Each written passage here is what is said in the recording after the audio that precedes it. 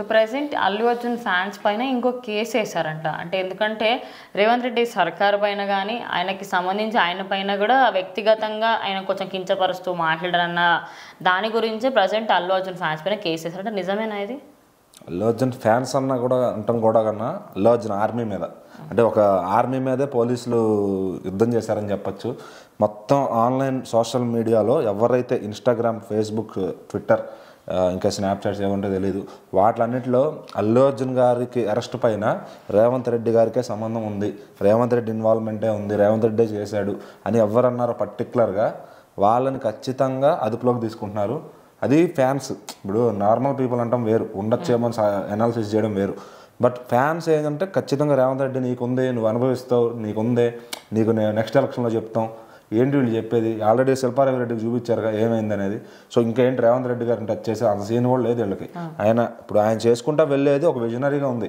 So ఈరోజు 10 మంది బాధపడినా రేపు 100 మంది ఆనందపడే పని చేస్తున్నాడు ఆయన.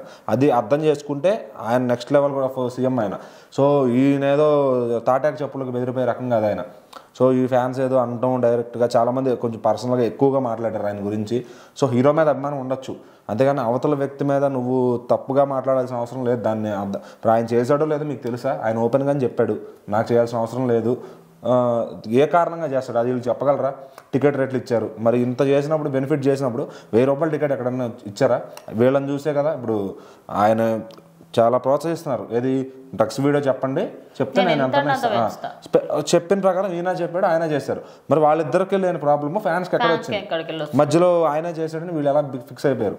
అదొక్కటి క్లారిటీ పెట్టుకుని ఫ్యాన్స్ ఎవరన్నా అటు పొలిటికల్గా ఈరోజు సోషల్ మీడియా మీద నిఘా ఉంది. ఇప్పుడు నువ్వు చిన్న తప్పు చేసినా, నువ్వు చిన్న వీడియో పెట్టినా వైరల్ అయిపోతుంది తెలియకుండానే. సో అలాంటి రోజున నువ్వు ఒక మాట అంటే దాని కింద నిన్ను 100 మంది చూస్తారు, 1,00,000 మంది చూస్తారు. సో నువ్వు ఆ రాజకీయ నాయకుడిని తప్పుబట్టి, నువ్వు అందులో సీఎంలో హోదాలో ఉన్న మనిషిని నువ్వు తప్పుపట్టడం, ఈ విషయంలో నువ్వేదో దాన్ని ఏమంటారు ఒక సిఐడి ఆఫీసర్ లాగా అతనే చేశాడని ఎలా నిర్ధారిస్తావు? దాని వెనక వల్ల 100 పాలిటిక్స్ ఉంటాయి. అది ఆయనే చేశాడా, పోలీసులు కావాలని చేశారా, ఇండస్ట్రీ పెద్దలు ఎవరైనా చేశారా, అది నువ్వు ఎలా చెప్తావు? సో ఆయన తిట్టడం కరెక్ట్ కాదు. సో ఇప్పుడు పోలీసులందరికీ మరి ఆయన మళ్ళీ ఆయన ఏంటో చూపించాడు, నిజంగా చూపిస్తాడు ఈసారి. అంతకుముందు ఆయన చూపించాడు లేదో కానీ ఇప్పుడు ఫ్యాన్స్కి ఒకసారి లోపలేస్తే కనుక ఇంకోసారి అట్లాంటి మాటలు వేరే వాళ్ళని నోరు జారకుండా ఉంటారనమాట. అప్పుడు ఎలక్షన్ ముందు కూడా శిల్పారావు గారి గురించి మాట్లాడుతూ అల్లు అర్జున్ వెళ్తాడని చెప్పి జనసేన వాళ్ళపైన ట్రాల్ చేయడం, అట్లా తెలుగుదేశం వాళ్ళపైన ట్రాల్ చేయడం, సో నెక్స్ట్ వైసీపీ వాళ్ళు కూడా వీళ్ళకి సపోర్ట్ చేయడం. సో తర్వాత ఇప్పుడు సోషల్ మీడియా అంతా ఇప్పుడు మళ్ళీ కేటీఆర్ గారు కూడా అంటున్నారు ఇది రేవంత్ రెడ్డి గారి గురించి, ఆయన పేరు మర్చిపోయాడు అందుకే ఆయన ఇట్లా చేశాడని. ఆయన ఎగ్జాక్ట్గా తెలుసు ఆయనే చేశాడు, పేరు మర్చిపోయాడని ఆయన చెప్పాడా? ఆయన రేవంత్ రెడ్డి గారు నిబద్ధతగా మాట్లాడే మనిషి, మొహం మీద మాట్లాడే మనిషి. నేను అందుకే చేశానంటే కనుక ఆయన చేశానని చెప్తాడు, లేకపోతే ఆయనకు దాపరికాలు అట్లాంటివి ఏమి ఉండవు అనమాట. సో కేటీఆర్ గారు కూడా ఆయన మాటలు వెనక్కి తీసుకోవాలి ఇంకా లెక్క అంటే. మరి ఇప్పుడు ఆయన ఏదో అల్లు అర్జున్ ఫ్యాన్ లాగా హీరో పేరు ప్రస్తావించకుండానే డైరెక్ట్ కౌంటర్లు వేస్తున్నాడు ఆయనకి. సో మరి ఆయన మీద కూడా పోలీసులు ఒకసారి దృష్టి పెడితే బాగుంటుంది. ఆల్రెడీ అసెంబ్లీలో నుంచి గంటుతున్నారు, లాక్కుని వెళ్తున్నారు. అయినా కూడా మళ్ళీ ఈయన మీద ఏదో రకంగా బురద జల్లాలనే ప్రయత్నం వాళ్ళది. సో మరి ఒక సీఎం హోదాలో ఉన్న వ్యక్తి మీద బురద జల్లడం కామన్.